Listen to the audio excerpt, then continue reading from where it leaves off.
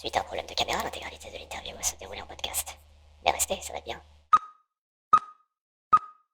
Bonsoir à tous les gothiques, les baby bats, les vampires amateurs de sexe et de sang. Aujourd'hui, je suis avec...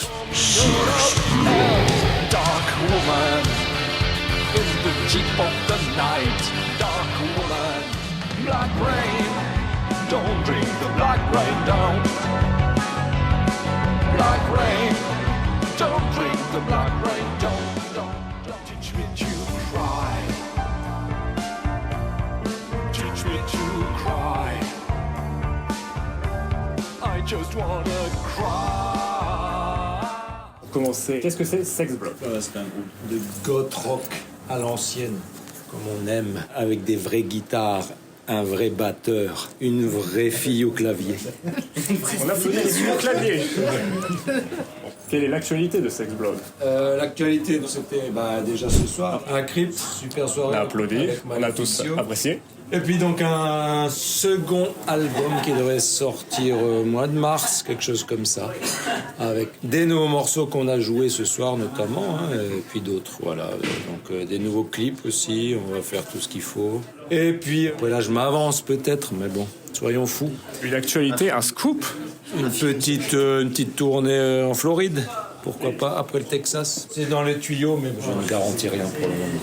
Et puis en octobre, nous jouerons à Nice, grâce à l'association Dark Paca, n'est-ce pas, la Provence-Alpes-Côte d'Azur sombre, qui nous invite à jouer chez eux. Donc en octobre, en automne. Donc je pense qu'on peut commencer les vraies questions, les questions profondes.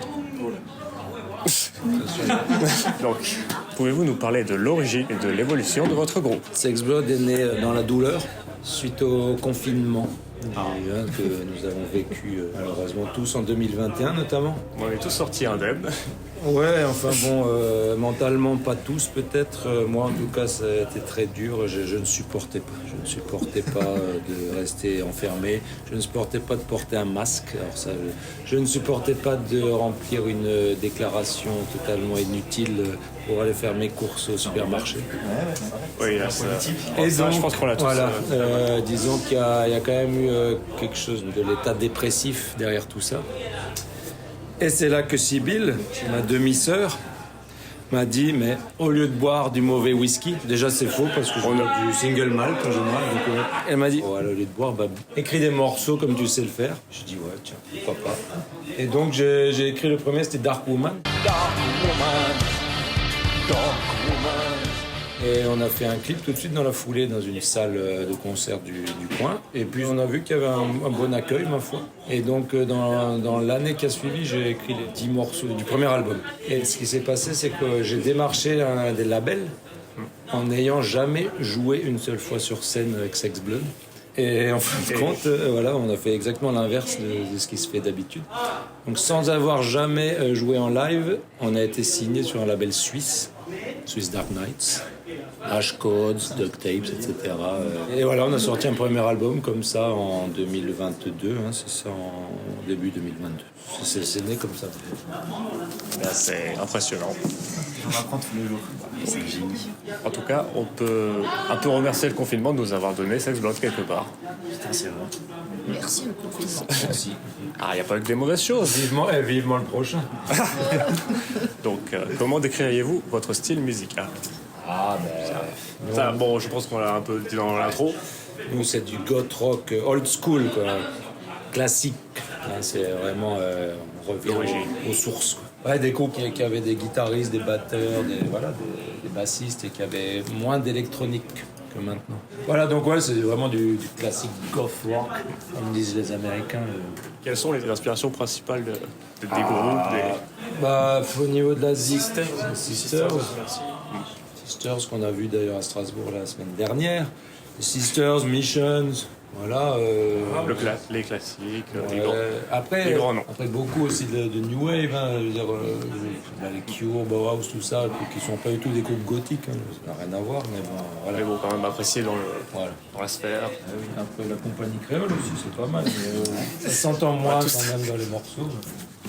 Tiens, justement, pour poursuivre, quels sont les thèmes, les inspirations dominantes dans les paroles de Sex Blood? Qu'est-ce qui inspire Sex Blood? Qu'est-ce qui est le... Alors, c'est surtout mes voyages. Je suis une espèce de globe-trotter, hein. J'aime bien voyager. Et c'est vrai que il y a beaucoup de mes voyages de par le monde qui m'ont inspiré des chansons de l'album. Black Rain. Black rain.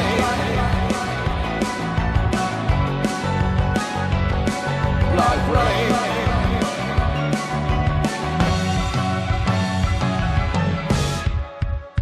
C'est la pluie noire qui est tombée sur Hiroshima après la bombe atomique. J'ai écrit ça en me souvenant du musée de la bombe à Hiroshima, que je conseille à tout le monde d'aller voir. Ça m'a totalement dévasté. Je veux dire, je suis sorti de là, j'étais totalement hébété. C'est un musée atroce. Et puis donc voilà. Black Rain, ça vient de là. On remercie Hiroshima de nous avoir donné Black Rain encore une fois. Quelle catastrophe. Pour en citer d'autres, Sleeping Angel.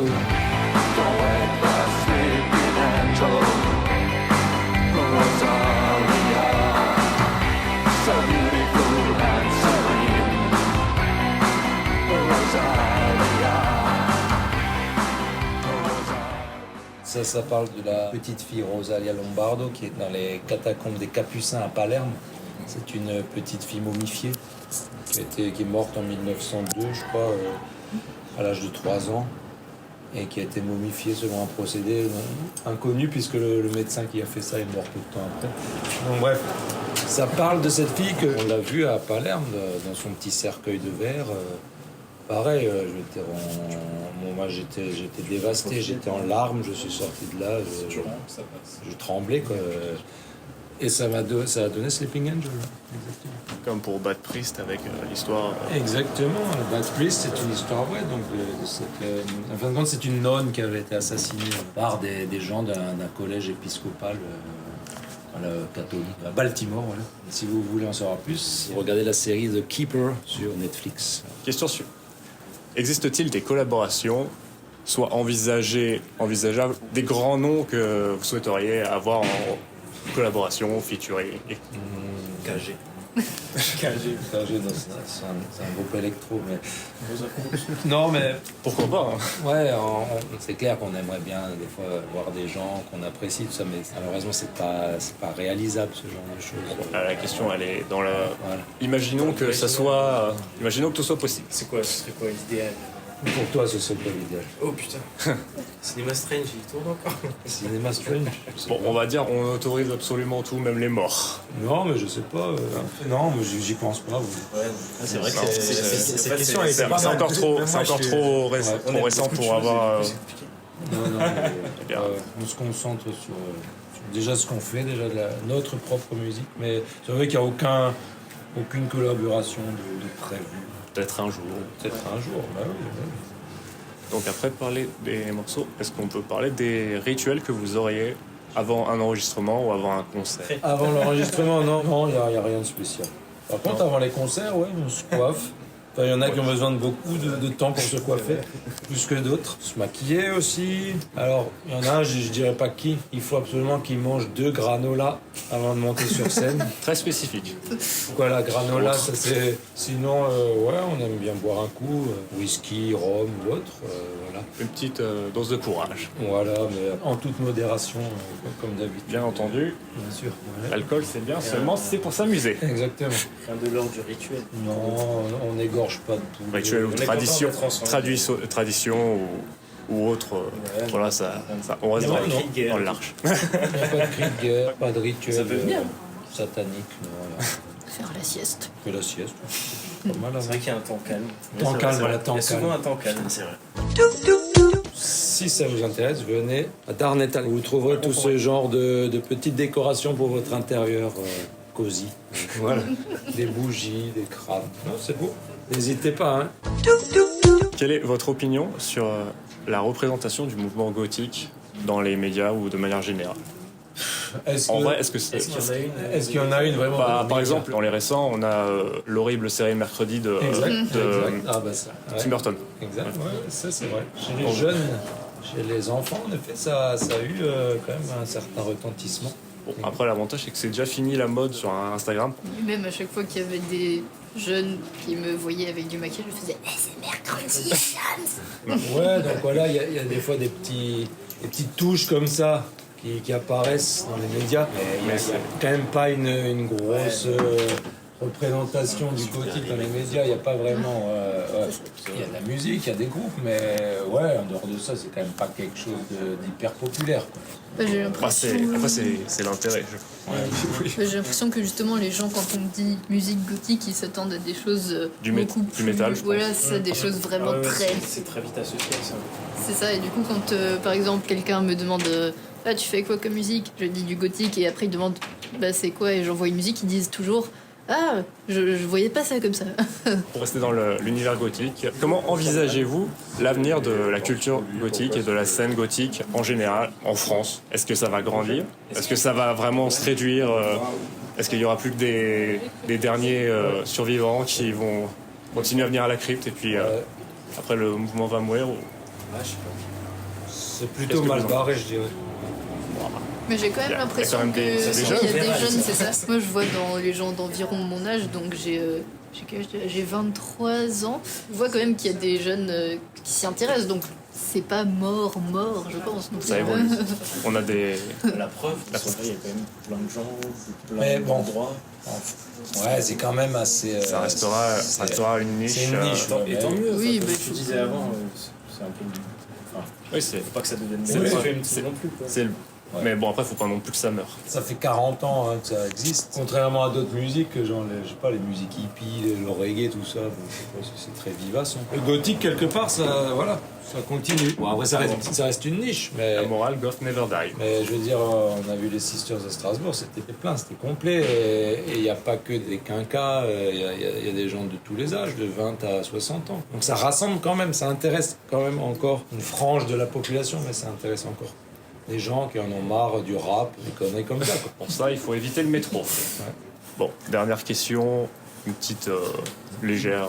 Est-ce qu'il y a une anecdote cocasse que vous avez à partager lors d'un concert ou...